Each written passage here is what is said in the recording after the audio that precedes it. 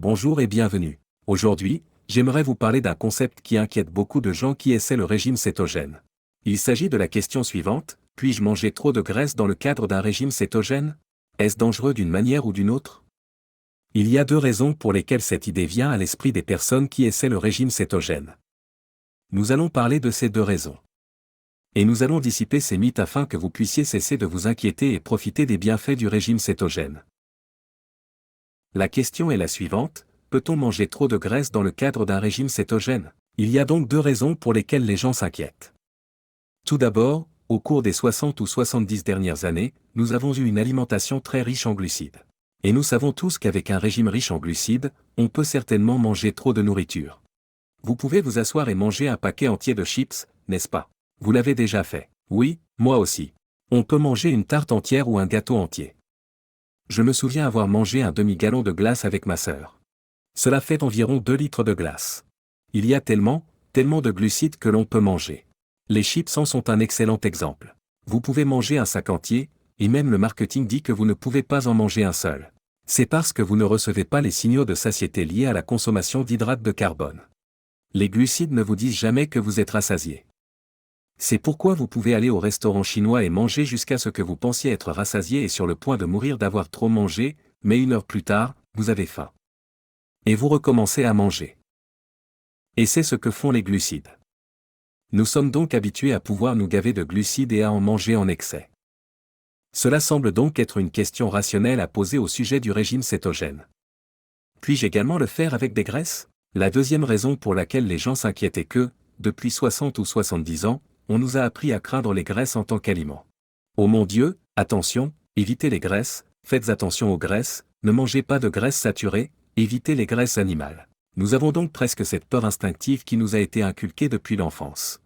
Ne mangez pas cette graisse, enlevez la graisse, enlevez la peau, d'accord? Laissez le gras derrière vous, le gras est dégoûtant.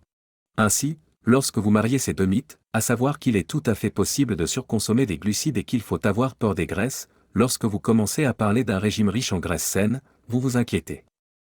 Vous vous dites: et si je mangeais trop de graisse? Cela pourrait me faire du mal. Non, détendez-vous.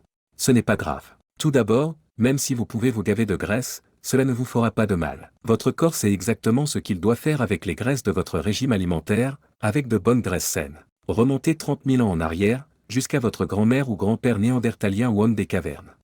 S'il tuait, ou avait la chance de tuer, un énorme mammouth ou un énorme bison, que mangeait-il en premier? Il s'agit de la graisse et des abats. Et ils en mangeraient autant qu'ils le pourraient, n'est-ce pas? Et ils ne mangeaient que les muscles durs et tendineux après avoir éliminé tous les organes, la graisse et la moelle, n'est-ce pas?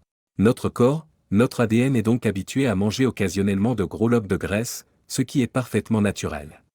Deuxièmement, lorsque vous mangez des graisses, et vous le remarquerez lorsque vous commencerez le régime cétogène, vous êtes rassasié. Lorsque vous avez mangé suffisamment, votre corps vous dit: non, c'est fini. Tu as fini. C'est pourquoi je parle à mes patients de l'analogie entre les chips et le bacon. Si je vous donne un énorme paquet de chips de la taille d'une famille, pourriez-vous le manger en entier? Oui, vous le pourriez. Absolument. Nous l'avons tous fait à un moment ou à un autre de notre vie. Nous n'en sommes peut-être pas fiers, mais nous l'avons fait, n'est-ce pas? Mais si je faisais cuire un paquet entier de bacon, n'est-ce pas? On se dit: oh oui, je pourrais manger tout ça. Pourquoi ne pas essayer à la maison? Faites cuire un paquet entier au four. Conservez la graisse de bacon, vous en aurez besoin pour cuisiner, car elle est très bonne pour votre cerveau et vos nerfs. Mais essayez de manger tout le paquet. Après 4, 5, 6, 8 ou 10 morceaux de bacon, vous avez terminé. Vous êtes rassasié. Vous ne pouvez pas manger un autre morceau de bacon, même si vous adorez le bacon, vous avez fini. Parce que la graisse déclenche des hormones dans votre corps qui disent: eh, mec, tu es rassasié. D'accord? Donc, premièrement, si vous mangez trop gras, cela ne vous fera pas de mal. Deuxièmement, il est très difficile de manger trop de graisse parce que le corps se dit: ça y est, je suis rassasié. Et vous resterez rassasié, pas comme au buffet chinois où l'on vous sert du riz, des nouilles et des pâtés impériaux. Un repas riche en graisse vous rassasiera pendant des heures. Peut-être même toute la journée, car vous n'aurez plus faim de la journée. Il ne faut donc pas s'inquiéter d'une surcharge en graisse ou d'une consommation excessive de graisse dans le cadre d'un régime cétogène. Tout d'abord, ce n'est pas dangereux. Et deuxièmement, il est très peu probable que cela se produise.